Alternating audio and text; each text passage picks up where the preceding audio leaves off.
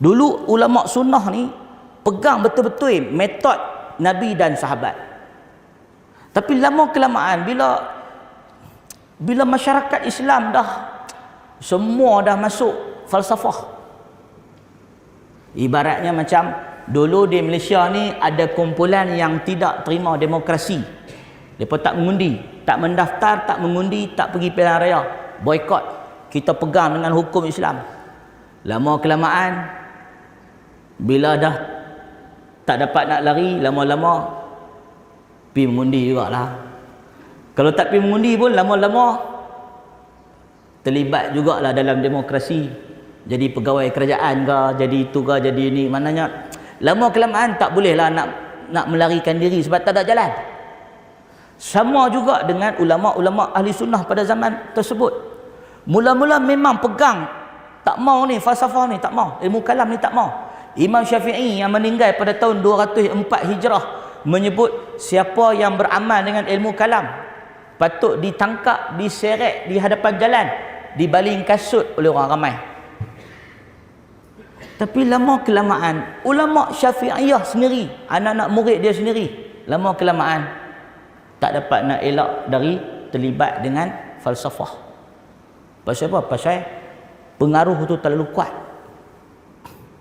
Jadi pentingnya kita nak mengaji kitab ni, kita penting nak tahu pendirian akidah yang asal macam mana. Ini akidah asal sebelum mai falsafah. Maka bila mai falsafah dah serang masuk umat Islam, macam yang saya sebut tadi, orang duk bahas pasal Quran makhluk tak makhluk. Ahli sunnah pegang Quran kalam Allah sebab dalam Quran Allah sebut Quran kalam Allah. Yasma'una kalam Allah. Mereka mendengar kalam Allah, dan Nabi pun sebut sesungguhnya Quraisy telah menghalang aku daripada menyampaikan kalam Tuhan aku. Inna Quraisy qad mana'uni an yuballighu kalam Rabbi. Quraisy telah menghalang aku daripada menyampaikan kalam Tuhan aku. Hadis riwayat Abi Daud. Maknanya Nabi pun sebut Quran kalam Allah, Allah pun sebut Quran kalam Allah. Ahli sunnah taslim Quran kalam Allah.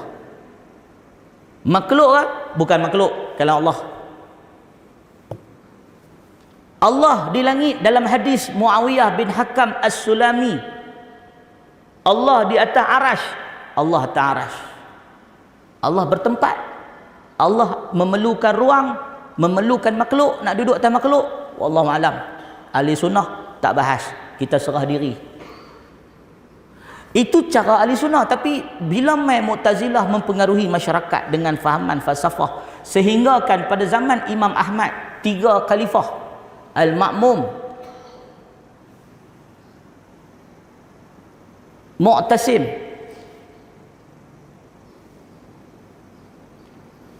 Al-Wasiq, 3 orang khalifah, mereka semua pegang mazhab Mu'tazilah sehingga menjadikan fahaman rasmi negara. So tuan-tuan bayangkan mazhab rasmi negara Mu'tasim, zaman Wasiq, Al-Wasiq, zaman Al-Ma'mum, semuanya bermazhab Mu'tazilah. Ahli sunnah ditangkap, antaranya anak murid Imam Asy-Syafi'i yang bernama Imam Al-Buwaiti. Imam Al-Buwaiti. Tuan-tuan dan puan-puan yang dikasihi sekalian, untuk makluman tuan-tuan, Imam Al-Buwaiti, beliau adalah pewaris mazhab Syafi'i. Maksud kata pewaris mazhab Syafi'i ni, bila Imam Syafi'i wafat pada tahun 204 Hijrah, Imam Syafi'i meninggal di Mesir. Mati Imam Syafi'i di Mesir, mazhab Syafi'i diambil alih oleh Imam Al-Buwaiti yang meninggal pada tahun 231 Hijrah. Imam Buwaiti ambil alih. Imam Buwaiti dia berpegang dengan akidah Imam Syafi'i, akidah asli, akidah Nabi, para sahabat, salaf. Akidah original ni, metod yang berpegang kepada qala Allah wa qala Rasul. Dan hasilnya Imam Buwaiti ditangkap di Mesir, diseret pergi ke Baghdad dengan kaki berantai, dipenjara, meninggal dunia dalam keadaan kakinya berantai pada tahun 231 Hijrah. Maka sekolah Imam Syafi'i, Masjid Imam Asy-Syafi'i. Tuan-tuan pergi Mesir, di Mesir ada satu masjid, Masjid Amru bin Al-As. Itu masjid lama lah di Mesir, Masjid Imam Muzani mengajar. Masjid tu masjid yang menjadi pusat penyebaran mazhab Syafi'i. Setelah Imam Buwaiti ditangkap, mazhab Syafi'i diambil alih oleh Imam Al-Muzani rahimahullah. Jadi tuan-tuan dan puan-puan yang dikasihi sekalian, Imam Muzani atau namanya Ismail bin Yahya bin Ismail Al-Muzani, lahir pada tahun 175 Hijrah.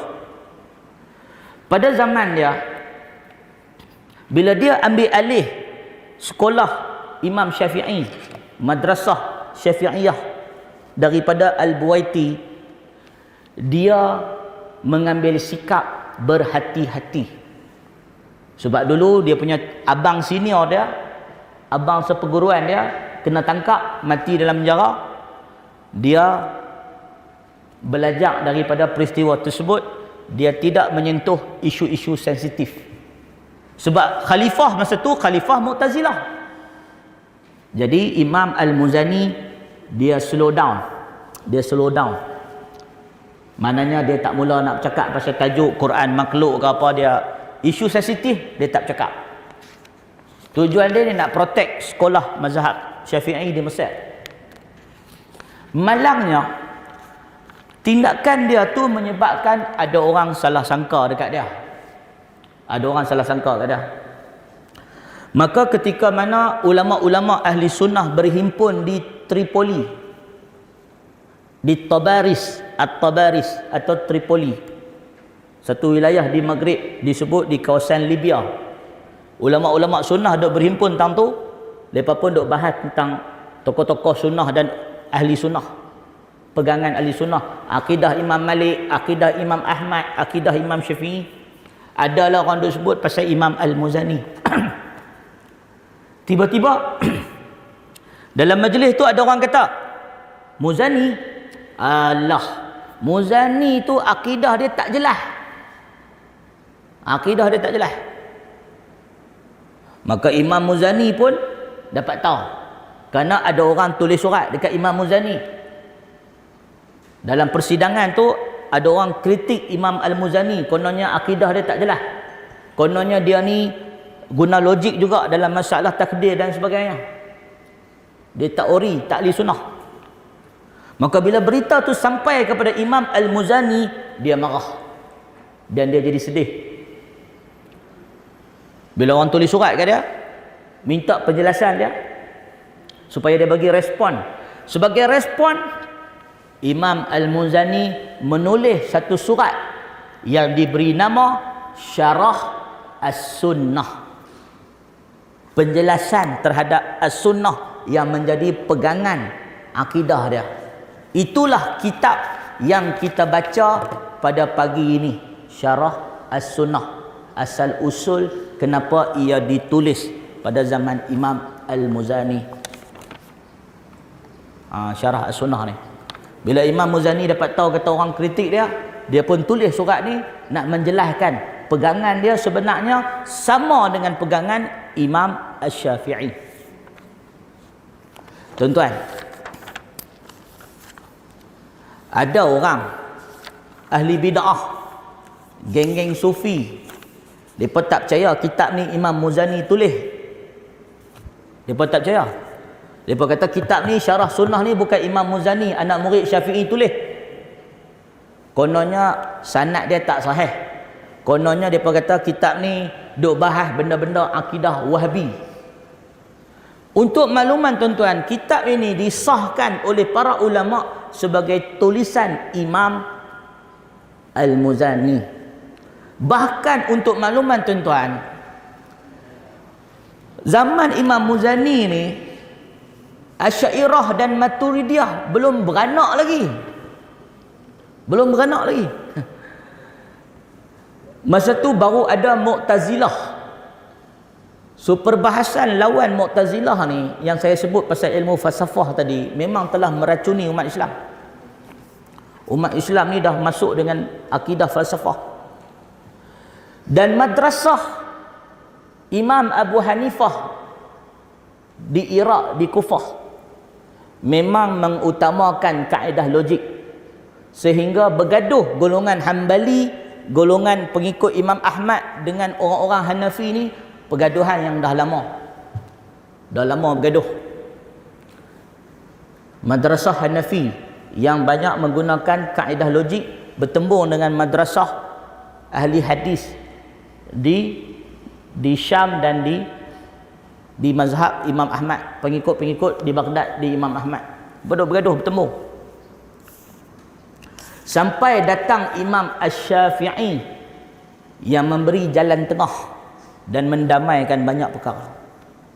So nak cerita dekat tuan-tuan, kitab ini yang disahkan oleh Imam Az-Zahabi, Ibnul Qayyim, dan juga disebut oleh ramai lagi para ulama dengan sanad dan sebagainya. Bahkan kalau kita lihat dalam sejarah sendiri, isi kandungannya selari dengan apa yang berlaku dan pegangan Imam Syafi'i, Imam Ibnu Kuzaimah, Imam Al-Humaidi, Imam Al-Buwaiti yang menjadi murid-murid Imam Asy-Syafi'i. Tuan-tuan dan puan-puan yang dikasihi sekalian, Imam Al-Muzani, dia ni bapa saudara kepada Imam Abu Ja'far At-Tahawi. Abu Ja'far At-Tahawi yang mengarang kitab Aqidah Tahawiyah. Abu Ja'far At-Tahawi, hubungan dia dengan Imam Al-Muzani, Imam Muzani pakcik dia. Asalnya Imam Abu Ja'far At-Tahawi ni mazhab Syafi'i. Masa dia umur 20 tahun, dia mengaji dengan Imam Muzani. Dia dari kecil sampai ke umur 20 tahun duduk dengan Imam Muzani mengaji Syafi'i. Akidah dia pun akidah Imam Syafi'i. Tapi bila dia mai umur dah dewasa, dia bergaduh dengan pakcik dia. Dia bergaduh dengan Imam Al-Muzani, dan Imam Muzani mengata kat dia, memanggil, mencela dia, sehingga dia jadi sakit hati. Dia keluar dari mazhab Syafi'i, pergi masuk mazhab Hanafi. Dia merajuk. Ini bukan pelik tuan-tuan, berlaku dalam sejarah. Ramai ulama yang merajuk tukar mazhab ni biasa. Imam Abu Ja'far At-Tahawi asalnya dia duduk dalam Syafi'i. Kemudian Imam Muzani kritik dia. Dia kata, kamu ni bodoh, kamu ni tak pandai-pandai. Sampai bila pun tak pandai, takkan berjaya. Maka Imam Abu Ja'far At-Tahawi, dia sakit hati, dia tukar guru, dia tinggalkan pakcik dia, dia pergi mengaji dengan orang lain, ulama dari mazhab Hanafi. Akhirnya dia pergi masuk mazhab Hanafi. Kenapa dia masuk mazhab Hanafi? Sebab Imam Al-Muzani antara orang yang banyak rad mazhab Hanafi dalam kitabnya Mukhtasar Al-Muzani. Maka Abu Ja'far Tahawi pun saja pergi masuk mazhab Hanafi, lama-lama dia jadi tokoh besar dalam mazhab Hanafi. Tapi masa tu pakcik dia dah meninggal. Baik. Tuan-tuan, sebab tu kalau kita lihat akidah Tahawiyah, isi kandungan dia lebih kurang sama dengan Syarah As-Sunnah Imam Al-Muzani, lebih kurang sama. Cuma Imam At-Tahawi ni dia ikut dalam akidah Tahawiyah tu akidah Imam Abu Hanifah. Yang mana dalam akidah Imam Abu Hanifah, dalam mazhab ahli Hanifah, mazhab Hanafi ni dia ada pemikiran sikit sebanyak pemikiran ahli kalam, yang membahaskan tentang jihah, arah, tempat menafikan sifat Allah. Sebab tu ada dalam akidah Tahawiyah mempertikaikan tentang keimanan Allah di langit dan sebagainya dalam akidah Tahawiyah. Sebab apa? Sebab Imam Abu Ja'far Tahawi ni dia ambil pegangan akidah orang-orang Hanafi. Baik, cerita